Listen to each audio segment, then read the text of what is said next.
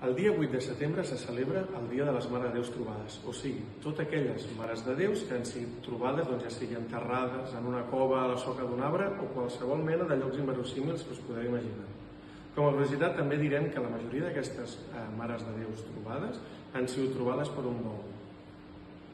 I direu, quines són algunes d'aquestes mares de Déus trobades? Doncs, per exemple, la Mare de Déu de Núria, la Mare de Déu del claustre de Solsona, la Fontcalda de Gandesa o la d'Altura d'Olot, i, com no, la verge probablement més coneguda que tenim a Catalunya, que és la Moreneta, la Mare de Déu de Montserrat. En aquest moment es celebren moltes festes majors, però anem una miqueta a la curiositat, que al final és el que ens agrada. Si totes aquestes mares de Déus s'han trobat, vol dir que en algun moment van ser perdudes, i qui diu perdudes vol dir que potser van ser robades o fins i tot segrestades. I segurament estareu d'acord amb mi que això donaria per fer alguna pel·li d'intriga o sèrie d'aquestes d'emoció i intriga. I direu, i com pot ser que algunes mares de Déu es perdin? Doncs molt senzill. La teoria principal diu que quan van venir els musulmans aquí, que recordem que van estar una pila d'anys, el que feia la gent era fugir a les muntanyes a protegir-se, i amb ells s'enduien totes aquelles coses que consideraven de valor.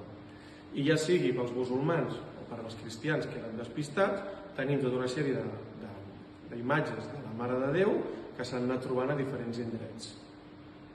I tenim d'alguna manera la celebració, o celebrem el Dia de les Mares de Déus Trobades, però potser hauríem de tenir també un dia de les Mares de Déus Perdudes, perquè i si encara n'hi ha que estan perdudes i no s'han trobat, què?